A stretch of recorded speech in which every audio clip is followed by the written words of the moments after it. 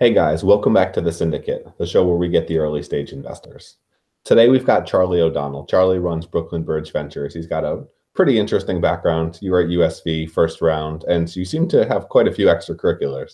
Thanks for coming today, Charlie. No problem. Thanks for having me. So we were talking a little bit before the program. Tell me a little bit more about you, Charlie. I do a terrible job with the intros, intentionally. Sure. New York City born and raised, Brooklyn based. And I basically grew up in the venture capital world as a professional, not as a kid. We didn't really know that much about venture capital in Bensonhurst in Brooklyn. But my first job out of school was actually working for an institutional limited partner. So I was at the General Motors pension fund. And pension funds are these large pools of money that look to allocate capital across various asset classes. And we did that mostly through funds, because you could imagine that you have $3 billion to put to work, handing them out 50 or 100K at a time to various startups would take a long time. So we would put money in the larger funds that most people know, the NEAs and batteries and Excels and all those types of funds. And they would come and pitch us. Most people kind of forget that the VCs have to pitch for capital as well. So I was the person on the other side of the table for the VCs. And that's actually how I got to know the team at Union Square Ventures back in 2004, because they pitched me. And I liked them so much that I wound up joining as an analyst, and kind of grew up in the asset class, and have now been in the asset class for about 17 years. So USV poached you. What got you excited about flipping sides? I think for me, the everything I've ever said I wouldn't do, I have pretty much done career-wise. So I really like the idea of being involved in a whole bunch of different asset classes. So when I was at GM, not only did we do venture, but we did distressed debt and leveraged buyouts, all of the sort of private shares. That was our group. And it was cool to see lots of different types of businesses from all different parts of the cap table. So while at the same time we were looking at early stage investors who did mostly tech stuff, I was on the team that did a co-investment in the buyout of AMF, the bowling company. So I have like a bowling pin deal toy in my apartment that I can't figure out what to do with, and I know more about the economics of bowling than most VCs. So that was fun and interesting. And so I didn't really think that focus was where I would be at, but it was kind of right timing. They were looking for somebody junior, and I'd been at GM for 4 years on that team. And there was kind of a gap in between the sort of junior analyst type people and the partners who were decision makers. And so it was becoming more and more obvious that I have to go look for something to do. Most people kind of pick grad school at that point. And, I think I was sort of done with school. And I just wound up asking Fred Wilson in an email, hey, you guys you're hiring somebody junior. What does a junior person at a venture fund even do? Do I need a grad degree? Do I need to know how to code? And he just responded back and said, do you want to come and find out? And that was kind of the whole conversation. And that's how I became the first analyst at USV. Interesting. That was 2008? That was 2004. 2004. What was the scene like in New York in 2004? There kind of wasn't, there wasn't really one.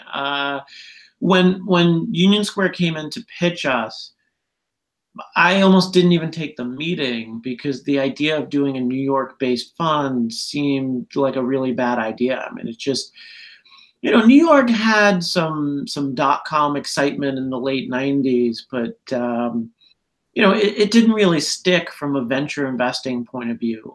A lot of the funds that were active in the late 90s were kind of one-and-done funds or two-and-done funds where maybe they raised a 1996 vintage fund or 1998, and they were able to sort of catch the tail end of the companies that were performing. But anybody who started investing in 99 and 2000, that was a mess, right? Because you were investing at the peak, and you kind of rode it all the way down. And if you were a fund like Excel in Silicon Valley, you'd been investing for 20 years before that. All of your limited partners had made tons of money with you already, right? So if your 94 vintage year fund was a 20x returning fund, and your .com era fund was kind of a dog, you were back for the next one because you were still playing with house money, right? But if you're investing in some New York local fund as a VC investor for the first time, you're not going back to that next fund. So a lot of the funds kind of disappeared, and the local startup scene was kind of tumbleweed for a little while. Now, of course, the internet didn't disappear. So there were people who were working at startups that went to agencies or banks, and maybe their job wasn't at a startup, but it was at an agency helping to get Nike's website going or something along the line. So we had tech workers, but just not a startup scene from like the end of 2000 to, I would say, 2004. And yet USV did really well. What'd you learn working there, working with Fred? I imagine it was quite a bit of fun and very educational. Yeah, I definitely got way more out of them than I think they got out of me. It was a little bit like my MBA in the sense that, I don't think I ever took a meeting where one or both of Fred Wilson and Brad Burnham were in the meeting, because I was just really there to kind of learn from them and pitch in where I could.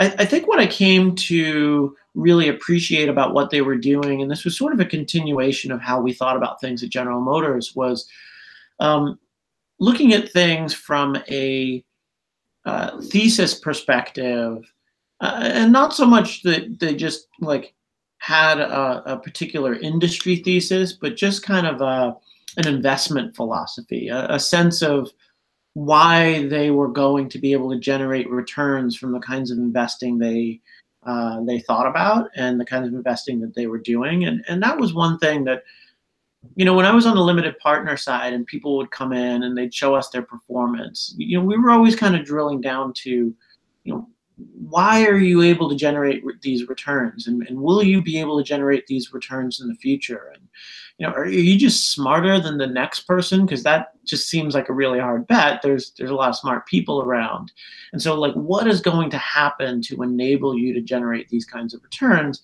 And Fred and Brad had a thesis that they kind of stuck to, and the thing that I also learned about GM while I was at GM is the best performing funds have consistency, and so it almost kind of didn't matter what strategy you had, so long as you kind of stuck with it.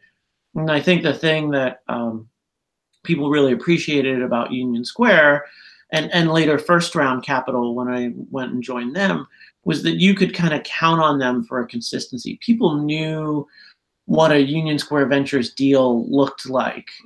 People knew what a First Round Capital deal looked like, and they were able to get better at doing their type of investing over time. And I think that's important versus sort of chasing the next big thing. The evolution's always interesting as well. What's a Brooklyn Bridge Ventures fund look like? So what are you focusing on? Well, I invest pretty differently than each of the past two funds that I was a part of. For one, Union Square was pretty much a Series A fund, right? So each partner maybe did, one or two deals a year. And while we looked at a lot of stuff, we didn't really pull the trigger on a lot. And, that's not as fun. Doing deals is fun for an investor, and you want to be able to say yes. You still say no more times than you say yes, but the pace of deals was very different. Now, First Round Capital, First Round is a very team-oriented, very collaborative approach. When I was there, they had 4 partners, 3 principals. You needed at least 3 votes to do a deal. There was a lot of sort of support built into their network, and you really probably operated more as a team than I would say any other venture fund out there. At Brooklyn Bridge, I'm the only person on the investment team. So, it's kind of a very different dynamic. It's a different dynamic between me and the founders. I would say that probably enables some more risk taking. I've done a lot of pre-product investments. I've done a wider variety of different types of companies, some companies that you wouldn't traditionally associate with venture capital. And, I think the turnaround time is probably a bit quicker, right? If you have one decision maker versus four, you don't have to wait till the next partner meeting for somebody to say yes on a deal. Why did you change from something you saw that was working so well? Well, I think everybody wants sort of a path to partner, and that's kind of the key in venture capital. And so, most times you go to an established fund, and if they already have, 4 or 5 partners, the likelihood that they are growing their fund is probably pretty low. And that was the case at first round, where, it's not an NEA, right? It's not an 8-9 partner fund where they're just going to be adding people all the time. And I actually knew that going in, and it was meant to be sort of a 1 to 2 year gig to help plug them into New York. And the reality is, for me, I think I kind of like living and dying by my own sword a little bit better. I did a pretty good job at getting the deals that I wanted to get through the partner meeting, but at the same time, just having to ask other people to do a deal when I felt a lot of strong conviction, even if I was wrong, was kind of a little bit frustrating. I kind of wanted to see things through on my own, and I felt like I could get that deal flow and make those decisions and probably become a better investor faster if I was able to follow through on the deals that I wanted to get done. What do you think would be a better model for consensus or for pushing deals through at funds that have a bunch of partners? Some of them are consensus, some are all the votes, some are one guy puts it up. Yeah, I gotta say, given their performance and the fact that they're investors in companies like Uber and Warby and Flatiron, it seems to be that getting better than their outcome is probably a pretty high bar. But I think every fund has to kind of play to their own strengths, right? And that's sort of a very team-based and collaborative environment. And that's just kind of the nature of the professionals that they have there. And so, I think that works well for them, whereas, this style of investing works better for me. And, somebody who was, I get a lot of people asking me all the time, like, don't you get lonely, or don't you, want that sort of banter and feedback around the office to sort of toss around the best ideas? And frankly, I don't. I have a ton of conversations each day. I can't imagine how anyone could possibly get lonely in venture, because you're just constantly talking to people all the time. And yeah, but a different personality might not work as well in this kind of fun. It's interesting, personality. So you also do quite a bit of endurance sports, marathoner, triathlete, kayaker. I saw 39 beats per minute in some picture. How did all of the crazy sports factor into this? And it seems like all of those are pretty independent sports or activities. Yeah, I'm kind of the most casual advanced athlete. I think it's while I do a lot of these things, I don't ramp up and commit to training the way a lot of other people do. So, for example, like I don't run between races. I really don't actually like running, but I like races, so I just do the races. How can you do that for a marathon? Well, it turns out it works best up until about a half marathon. So while I've broken 4 hours on all 3 New York marathons that I've done, if you actually look at my half time, it projects out to probably a much better marathon pace than I should be doing. So that strategy does kind of fall off after a little while. But the thing about a marathon is, probably the first half or 2/3 of it is a function of your athleticism, and then the last half is just a painful, function of just grit and ability to withstand wear and tear. And so, I don't think in the last sort of 7 or 8 miles of a marathon, it's your athleticism that really kind of gets you there. You're kind of just trying to survive the momentum that you built up in the first half. But with a lot of this stuff, it really just comes down to discipline. While at the same time I might not ramp up my training, I still do something athletic almost every day. I'm a bike commuter. I do a fair amount of sports, and I try and eat right, minus my investment in Ample Hills, the ice cream company.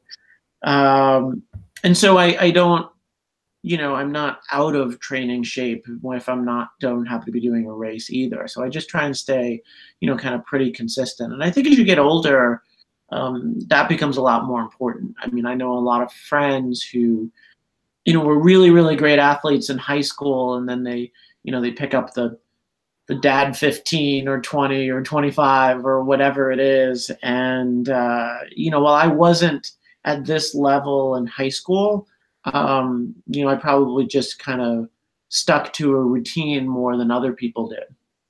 It's interesting how well that fits as a metaphor for startups. The first half being about athleticism and getting the ball rolling, and the second half being the grit. How often do you find yourself referencing something like that when you're talking to founders?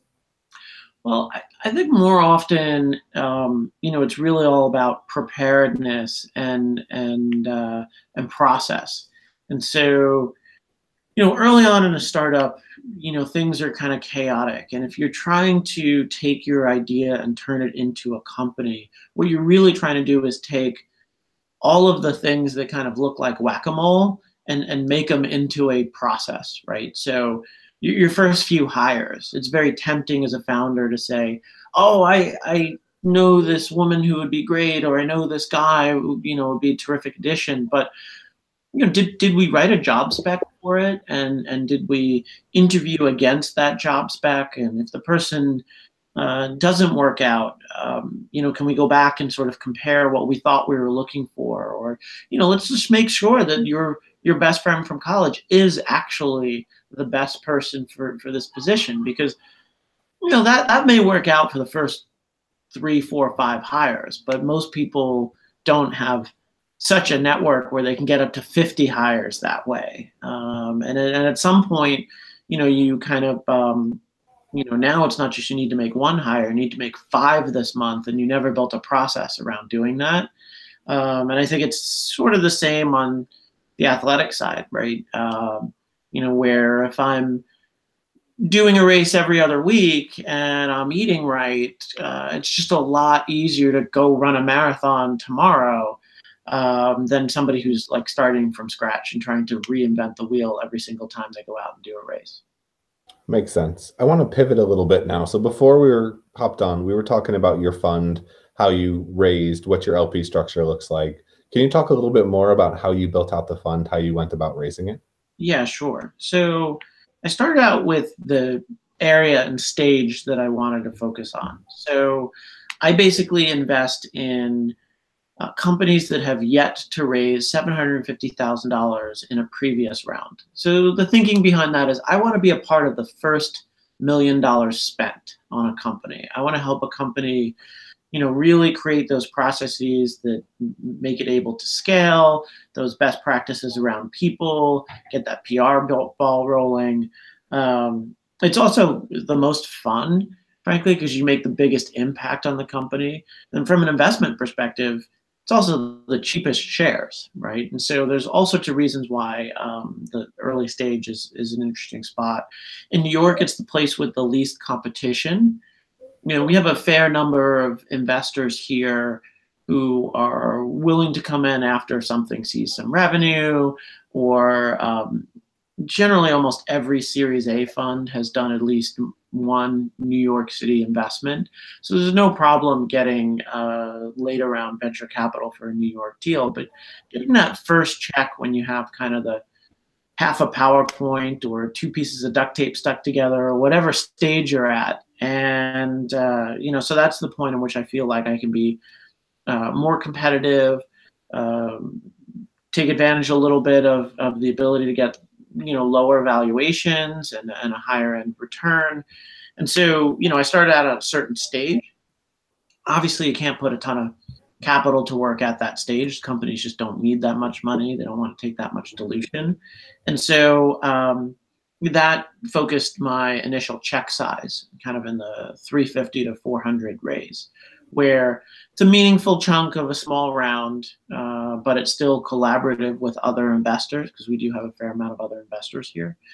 The really big difference between me and other funds is that I do 80 to 90% of my investment up front.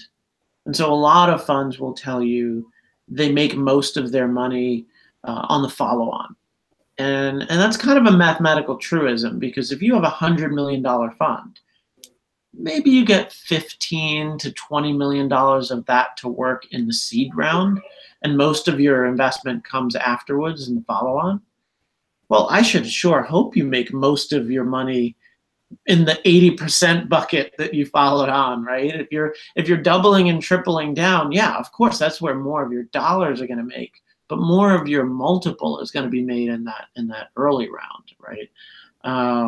And so as a VC, I kind of survive on multiples. So I want to get more dollars in that early stage. And then B, I'm a big believer that you should be writing a check when you're most knowledgeable about a company. And in order for a fund to scale, you kind of have to pull back a little bit from the seed stage. You spend 12 to 18 months being a board observer or meeting with the company every month or endless text messages, but you can't do that for every company forever. So here you are now in the Series A, Series B, somebody else comes along and has written a check, and you're being asked to triple down or quadruple down given your pro rata. And I'm a little bit uncomfortable just doing that blindly because some other investor has put some money to work. Why not set up SPVs? So have later follow-on funding with larger LPs. Well, that doesn't really change the dynamic. I mean, whether that's in your fund or in a separate structure, you're still kind of seen as responsible for guiding that investment. Okay, it's an interesting philosophy. Is that something you came to on your own, or is that something you kind of observed in the wild or saw from other people? I don't know anybody else that really does this. I mean, I think a lot of people do this with small funds, where if you can only raise $8 million or whatever, you're not doing a bunch of follow-on. For me, I go back to my sort of LP analyst days, and I think of things as a portfolio. I'm sort of more of a portfolio investor than I'm a deal investor. And when I built out a model, I look at things like, okay, well, how much has a Series A deal really been de-risked? And if Series A deals were just money in the bag, then Series A funds would probably be performing a lot better. And so it's not clear to me that you're doubling and tripling down with that much risk really being taken off the table. So why pay a pre of 25 or 30 when still a very high likelihood that this company's not going to make it? Especially if you can make 20 or 30 more investments and have a more of an index type approach. Yeah, sure. And, at the same time, if you're going to be putting that much in your next round, you need to be paying that much more attention to those later stage deals, which kind of takes you off of the inbound, which is essentially, either being in or out of the deal is mostly where you make your money. And a lot of seed stage funds scale at that point by scaling up their team. I mean, I frankly just don't want to hire and run a team. I don't want someone in between me and the deal flow. When you email Brooklyn Bridge Ventures, you get me. And for better or worse, it's me, saying yes or saying no, and not, some junior person with 3 years experience who works really hard and is perfectly smart, but hasn't seen nearly as many deals as I have. And has absolutely no power and has to bring you to another meeting later on. Yeah, that too. That part's always a pain in the butt. So talk to me about, how did you go about raising? You said you have an interesting LP base. You have much more angels than you do institutionals at this point.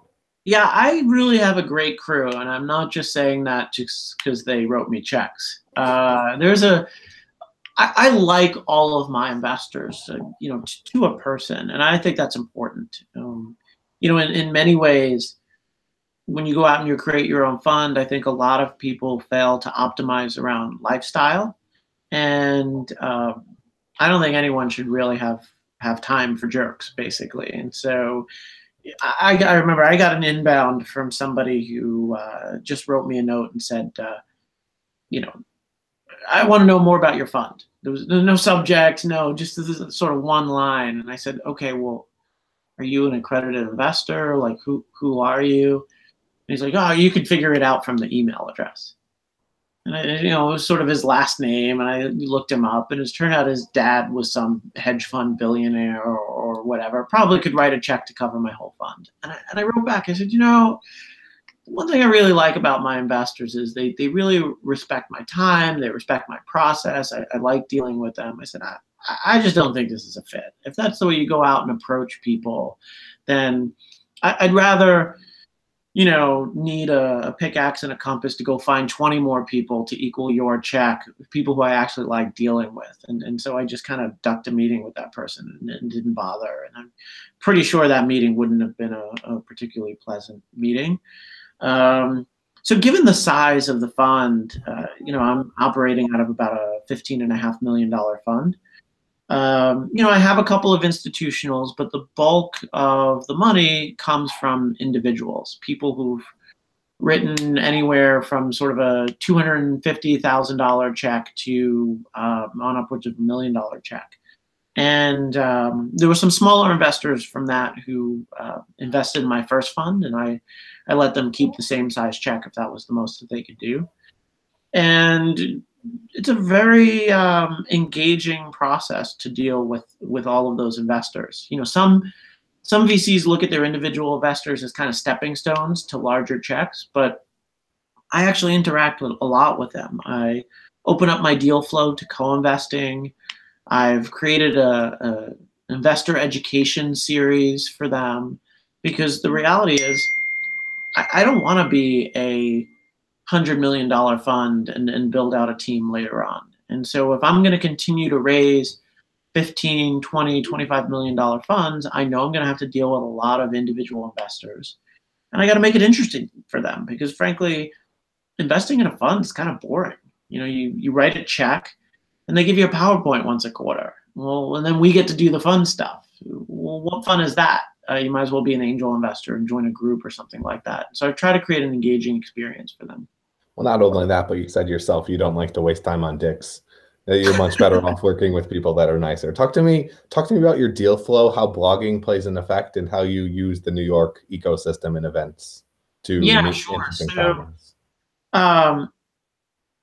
What I'm seeing now is that deal flow comes from a long history of scalable, small personal investments in time with people. So, for example, I run these dinners, and we do 1 or 2 dinners a month, and we've been doing it for probably like 5 or 6 years now.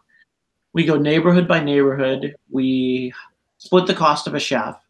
And so last week we had the Park Slope dinner. The week before we had the Tribeca dinner.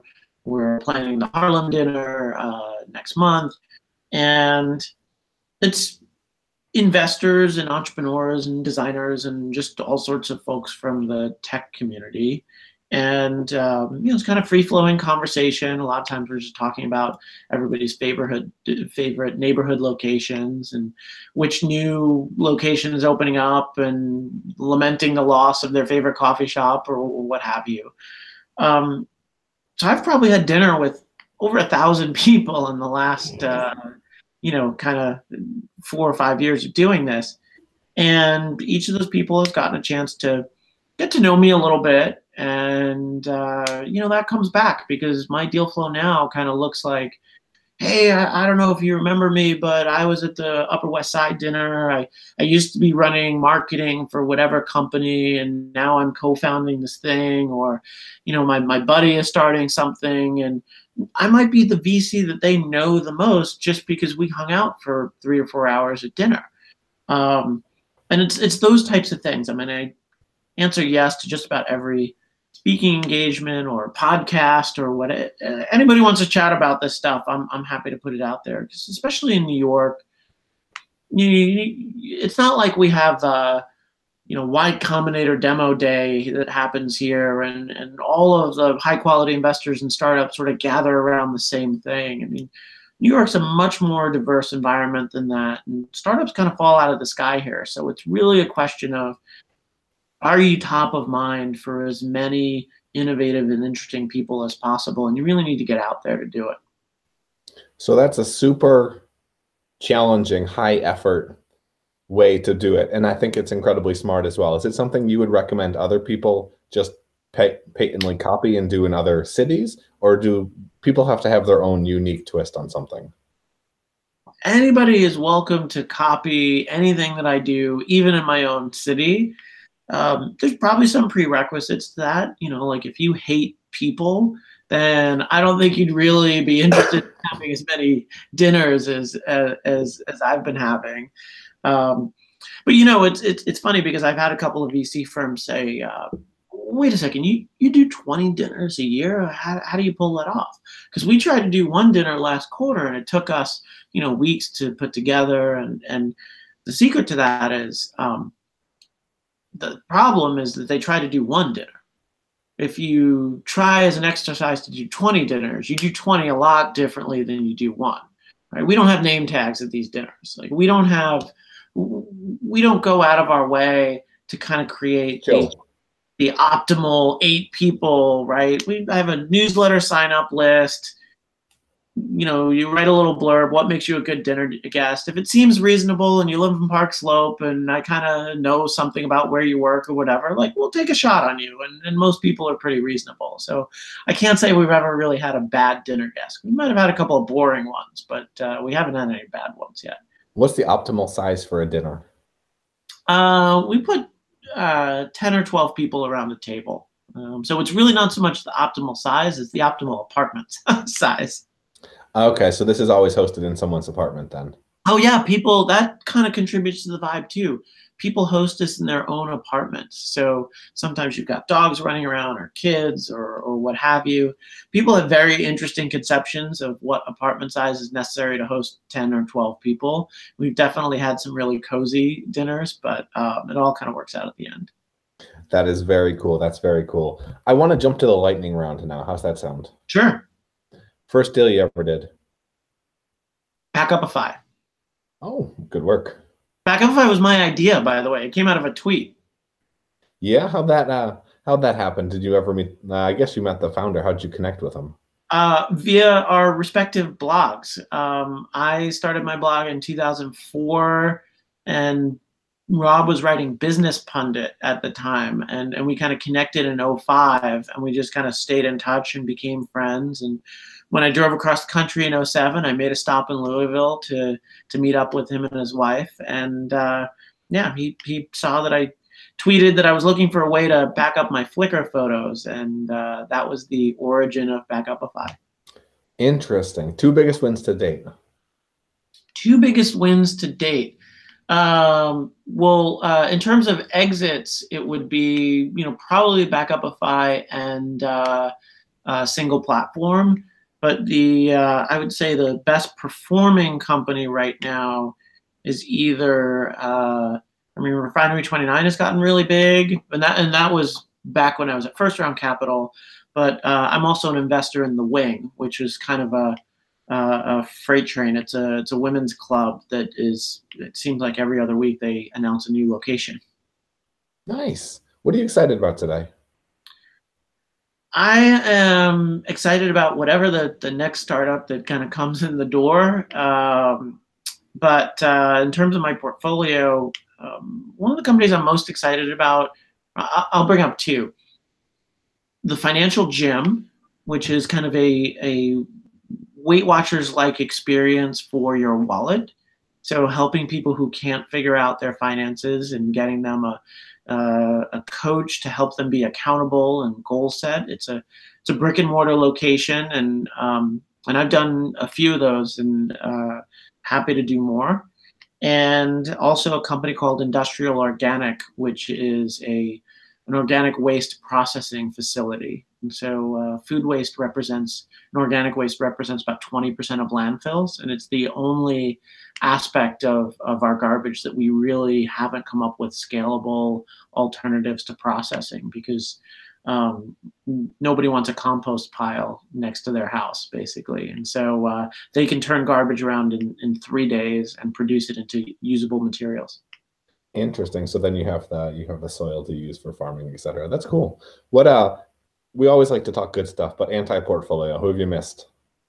Oh man. I think it was the Fast Company 30, or you lose track of these lists, 30 most innovative companies, or 100 most innovative companies, or whatever it is. And I think I had like 4 of them on the list. This one other VC said they had 5. They didn't publicly tweet it out, so I won't share who it was. But when I was at First Round Capital, I passed on Stitch Fix. They just IPO'd. That hurt. But I will say, in my defense, we had already probably backed about 4 or 5 monthly box-related companies, and so we had a little bit of box fatigue. And as the junior person on the team, I thought maybe this wouldn't get through the partner meeting. So it turns out that was the one to do. At Brooklyn Bridge, I think everybody in New York saw Casper and heard about it early, and it wasn't the easiest seed round in the world to get done, from what I hear. I mean, you have to reacquire the customer every 10 years or so. It's a physical products company, which I've done, but and there's just a lot of competition. And so Casper is one where I didn't actually take a pitch meeting, but I knew about the raise, and I was like, that just seems like a terrible idea. Well, the other problem with Casper, in terms of as a pitch, when was the last time you shopped for a mattress? You don't even think about how bad it is.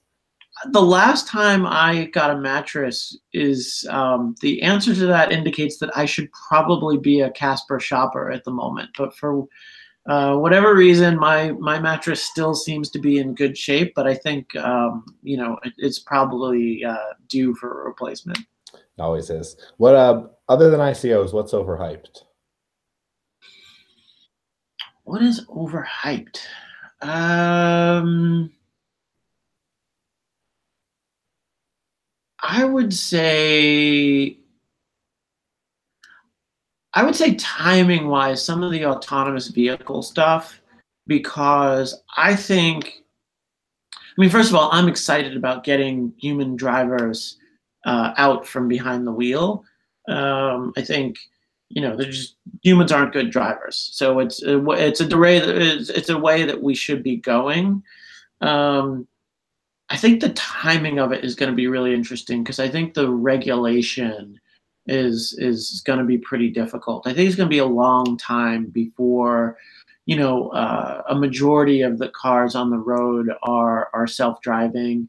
I think part of it is sort of a uniquely American kind of states' rights versus federal rights thing, where I think it's probably something that the federal government should just mandate, because you can't have trucks driving across state lines with different rules in every state. But I think the states are probably going to put up a fight around it. And so I think the timing of it is off. And I also think maybe some startups will sell to OEMs, but not everybody who's in the race is going to be is going to find a chair when the music stops. Yeah, a lot of those acquisitions have already happened. That said, obviously autonomous will happen outside of the US before it happens inside. Just regulation and political environment is very interesting. Where did you get that couch? It's quite an interesting one. This couch.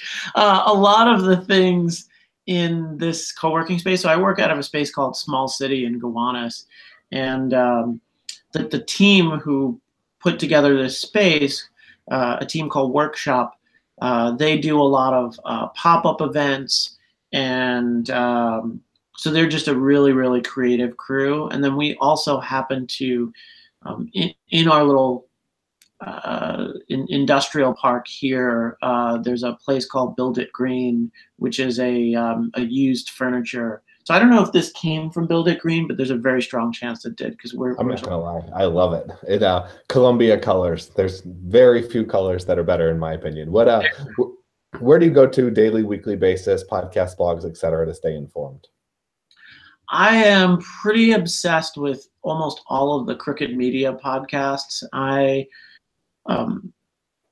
become a lot more liberal as I've gotten older. I think I just, I'm an inherently curious person, and I'm sort of a very fact-based person. So if somebody complains about a problem, I try to look at it like, well, why is that an issue? And I think, a lot of things when it comes to displacement in the economy, or gun control, or whatever, you start diving into like, what are effective solutions behind some of this stuff. I'm of the personal opinion that these days that a lot of the sort of liberally proposed stuff is kind of the stuff that like tends to work and is somewhat rational. It's funny because I probably am becoming less of a capitalist, and I don't know how that'll intersect with my career at some point. But yeah, I'm kind of a friend of the pod. Well, we can bulletproof the Teslas, or we can do universal basic income. That's basically what do you want to pay for. Yeah. So Charlie, I know you're a super busy guy. You have a lot going on. What's something I should have asked you about that I haven't? I think maybe actually, just to your point, is actually time management. It's a question I get asked about a lot, running a fund, and what things do I not make time for is probably the most useful question. And I would say one-on-one time is precious. And I think you really, really need to be discerning. In fact, I was just talking to another VC the other day, and he was asking me about time management. And, he was sort of complaining about how many obligatory meetings he felt he needed to take as kind of a new VC. And that's something I've always been really strict about, that if I didn't feel like I could get there on this deal, I don't take meetings as favors to people. I really try and go out of my way to say, look, if this deal isn't a fit, hey, come to my dinners, come to this thing that I'm speaking at. But I probably take a lot less one-on-one meetings, because it's just really hard to get that time back. How do you say no? Just no. Just no. I think just be honest with people. Just be transparent. Like, here's why I'm not taking this meeting, and it's not personal. And I think there's kind of two types of people. There's people who respect the fact that you like gave them a definite answer and had some kind of rationale behind it, and there's people who are just gonna make a big silly deal about it, and you probably wouldn't have backed those people anyway. So I don't think you can worry about it. It's all about authenticity, and you're saving them time too. I like that about your blog. It was very authentic. It was very easy to see. Here's a New York City kid who more or less says it how it is. Thanks for coming on today. No problem. I really appreciate you making the time. Where is the best place on the internet for people to reach out? My email address is on both my blog, which is at thisisgoingtobebig.com, and if anybody's pitching anything, brooklynbridge.vc. My email address is there, and there's a little calendar request link where if you want to try and grab some time. I don't take all of the meeting requests, but it's certainly the easiest for me to process, because all the requests come from the same email address, so I can kind of sort those out in a timely fashion. If you've raised over $750K, Charlie's not going to back you. Yeah, too late. Yep, we got it in there. We got it in there. Thanks for coming today, Charlie. No problem. And thanks for tuning in, guys. Hopefully this has been helpful. Go say hey to Charlie. If you've got great deals, refer them. If they're shit, just pass. And, of course, the syndicate.vc. You know where all the good stuff's at. I'll talk to you again soon. Cheers.